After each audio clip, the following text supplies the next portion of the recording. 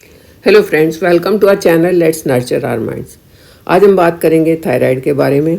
ये तो आजकल एक आम सी बीमारी हो गई है। जिसको देखो थायराइड का प्रॉब्लम है, सुबह उठते ही दवाई खानी पड़ती है, बहुत परेशानी है। हाइपोथायराइडिज्म जो है ये एक लाइफस्टाइल डिजीज़ है, ये किसी वायरस से होने वाली बीमारी नहीं है। या तो न्यूट्रिएंट्स बिल्कुल आप ले नहीं रहे हो, न्यूट्रिएंट वैल्यू ज़ीरो है, या अगर ले रहे हो तो बहुत पुअर है, बहुत कम है, तो इसके कारण भी ये बीमारी हो सकती है। कुछ टिप्स के बारे में बात करती हूँ। अगर आप इन टिप्स को अपनाते हैं तो you can reverse the situation. Approximately 40-50% तो सिचुएशन आपकी रिवर्स हो सकती है। और अगर शुरू से इन चीज़ों को अपनाते हैं तो ये बीमारी ही नहीं होगी, वो तो बहुत ही अच्छी बात है। तो सबसे पहले बात करेंगे फूड के बारे में। थायराइड का प्रॉब्लम है तो अपनी डाइट पर खास ध्यान देना बहुत ज़रूरी है। अलग अलग नए नए एक्सपेरिमेंट नहीं करने चाहिए कि किसी ने कुछ बता दिया और आपने वो ट्राई करना शुरू कर दिया। जो चीज़ें आपको सूट करती हैं वही आपको लेनी चाहिए। जब थायराइड होता है तो वज़न भी बढ़ता है, और वज़न कम करने के लिए लोग बाग क्या करते हैं कि वो low carb, extreme low carb diet लेते हैं, जो नुकसान का कारण बन सकती है। कार्ब्स भी अपनी एनर्जी के लिए बहुत ज़्यादा ज़रूरी हैं, तो एक लिमिट में वो भी लेने चाहिए। सारे विटामिन्स और मिनरल्स जो ज़रूरी हैं, जो जिनकी रिक्वायरमेंट है, वो आपको ज़रूर लेने चाहिए। और वो तभी मिलेंगे जब आप ताज़ा फल और सब्जियां खाएंगे, या जो चीज़ें थायराइड में लेनी होती हैं वो आप लेंगे तो आपको फ़ायदा होगा।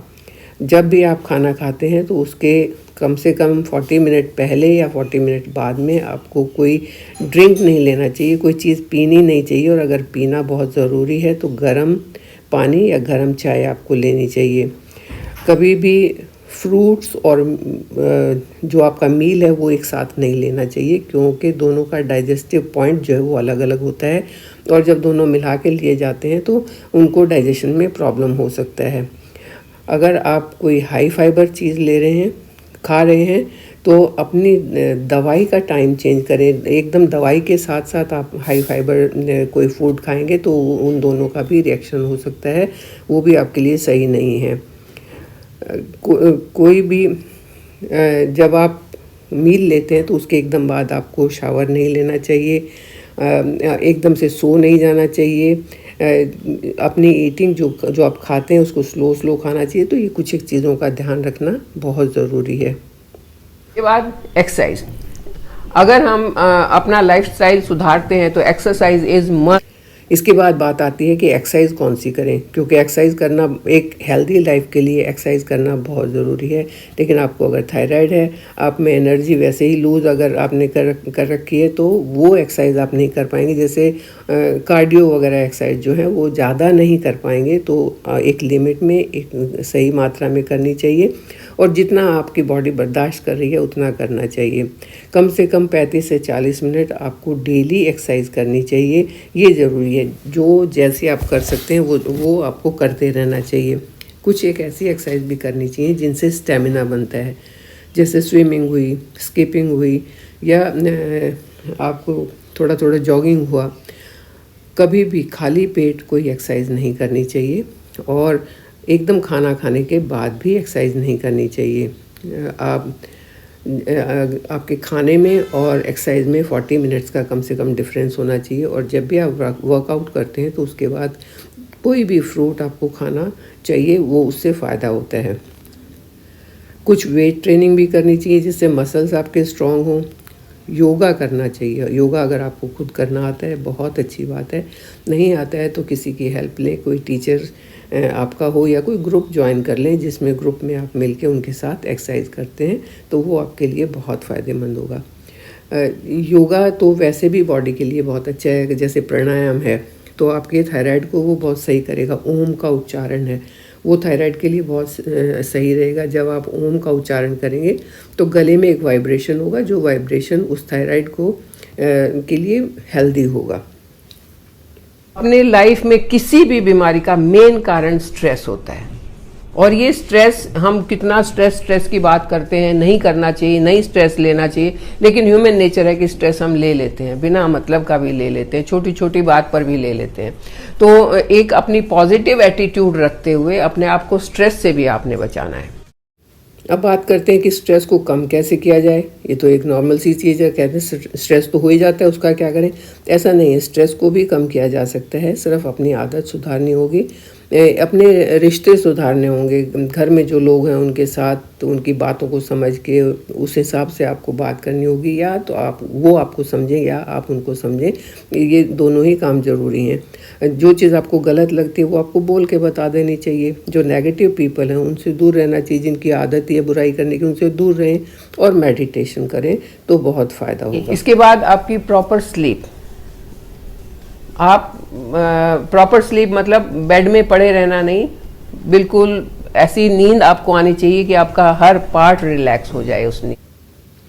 अच्छी नींद लेने के लिए सबसे पहली चीज़ ये है कि आपका सोने और उठने का टाइम एक होना चाहिए। उसी टाइम पर आप डेली सोएं और उठें तो बहुत ज़्यादा इससे फ़ायदा होता है। आपकी स्लीप क्वालिटी जितनी अच्छी होगी उतनी जल्दी आपकी प्रॉब्लम दूर हो जाएगी। रात को सोने से कम से कम 2 घंटे पहले आपको अपना जो भी लास्ट मील है वो ले लेना चाहिए, और ज़्यादा लेट रात तक नहीं जागना चाहिए। जल्दी सोने की आदत डालनी चाहिए। अपना पैटर्न फिक्स करें, और जो भी रूटीन है आपका वो एक हेल्दी रूटीन होना चाहिए। ज़बरदस्ती तो आप नींद भी नहीं ला सकते, तो आपका एक हेल्दी रूटीन होगा तभी आपको साउंड स्लीप आएगी। सोने से एकदम पहले एक्सरसाइज नहीं करनी चाहिए, या कोई ऐसी चीज़ नहीं देखनी चाहिए जैसे मूवी देख लेते हैं जिसमें मारधाड़ बड़ी मची हुई है, या किसी के साथ झगड़ा कर लेते हैं, या घर में आर्ग्यूमेंट हो जाता है। तो ऐसी चीज़ों से बचना चाहिए, क्योंकि ये चीज़ें नींद को डिस्टर्ब करती हैं और उसके बाद नींद आना मुश्किल हो जाता है। जितना इनसे बचेंगे उतना फ़ायदा। इसके साथ साथ कुछ और लाइफस्टाइल प्रॉब्लम्स भी हो सकती हैं जिनके बारे में भी हम आपके साथ बात करेंगे। अब बात करते हैं अपनी लाइफस्टाइल में कुछ सुधार करने की। ये नॉर्मल सी चीज़ें हैं जिसके बारे में कोई डाइटिशियन, कोई डॉक्टर नहीं बताता है। जैसे कि प्लास्टिक का यूज़ ना करें, नेचुरल प्रोडक्ट यूज़ करें, क्योंकि प्लास्टिक अनहेल्दी होती है। आप एल्युमिनियम का यूज़ ना करें, आप इंडोलियम का यूज़ ना करें। आप कभी भी ज़्यादा देर तक फ़ोन पर बात ना करें कान के पास रख के, क्योंकि आपका जो थायराइड ग्लैंड है वो कान के बिल्कुल काफ़ी नज़दीक है, और जब अगर आप लगातार कान पर लगा के फ़ोन से बात करेंगे तो रेडिएशन से आपका ये हार्मोन जो है और ज़्यादा डिस्टर्ब होगा। कुछ एक छोटी छोटी चीज़ें अपनी लाइफ में, लाइफस्टाइल में चेंजेस लाएं। हेल्थ कुकवेयर जहाँ तक हो सके वो हेल्दी वाले यूज़ करने चाहिए, जैसे कि प्लास्टिक ना हो, जैसे कि एल्युमिनियम ना हो। ये चीज़ें नहीं होनी चाहिए। जब थायराइड किसी को होता है तो बाल और स्किन भी बहुत ज़्यादा ख़राब हो जाते हैं, और जब वो ख़राब होते हैं तो उससे स्ट्रेस होता है। तो शुरू से ही अपने बालों का ध्यान रखें, अपनी स्किन का ध्यान रखें, उन्हें सही से मॉइस्ट रखें, सही से उनके ऑयलिंग करें, और ताकि वो हेल्दी रहें, ख़राब नहीं हों। थोड़ी बहुत देर, कम से कम डेली आधा घंटा धूप में रहना ज़रूरी है, क्योंकि धूप से हमें विटामिन डी मिलेगा, और विटामिन डी जो है वो हमारी बॉडी में जाने के बाद कई और मिनरल्स और विटामिन्स को एब्जॉर्ब करने में मदद करता है। विटामिन डी की कमी होने से भी कई सारी प्रॉब्लम शुरू हो जाती हैं। इसके बाद कुछ और छोटी छोटी टिप्स हैं, चलिए उनके बारे में भी बात कर लेते हैं। ये कोई भी टाइप का आपको थायराइड है, हाइपो या हाइपर है, उनके लिए दोनों के लिए ये यूज़फुल चीज़ें हैं। ये जो प्रॉब्लम है कई रीजंस के कारण होती है। जैसे आपका लीवर सही, क्योंकि ये सिर्फ एक लाइफस्टाइल डिजीज़ है, ये किसी वायरस से नहीं हुई है। ये आपका लीवर अगर ख़राब है या गाल ब्लैडर में प्रॉब्लम है, बहुत पहले से प्रॉब्लम चल रही है, वो आपके T4 T3 को डिस्टर्ब करेगा और आपको थायराइड का प्रॉब्लम हो जाएगा। या आपका पिट्यूटरी ग्लैंड या हाइपोथैलेमस जो आपके ब्रेन में है वो सही नहीं है, तो आपके जो थायराइड स्टिमुलेटिंग हार्मोन्स हैं वो सही से काम नहीं करेंगे।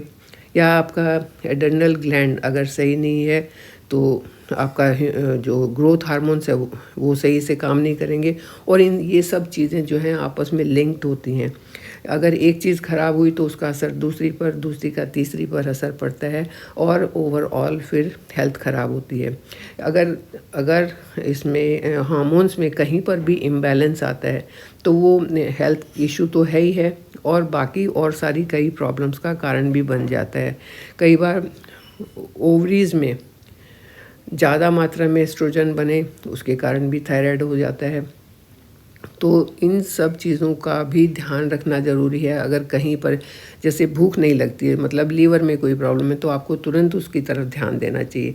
आपको यूरिनेशन का प्रॉब्लम है तो मतलब आपको तुरंत अपने गॉल ब्लैडर की तरफ ध्यान देना मैंने चाहिए। लोगों को इस देखा तरीके है से अपनी बॉडी पर कि जिसने शुरू अपना से ही लाइफस्टाइल ध्यान सुधार देना लिया, चाहिए। जिसने अपना खान पान सुधार लिया, जिसने अपना स्लीपिंग पैटर्न सुधार लिया, वो इस बीमारी से बच सकते हैं।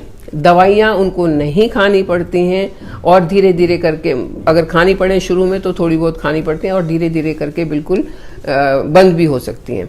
तो आप इन चीज़ों को, इन टिप्स को अपनाइए, मेरे साथ बने रहिए और सब्सक्राइब कीजिए। Thank you.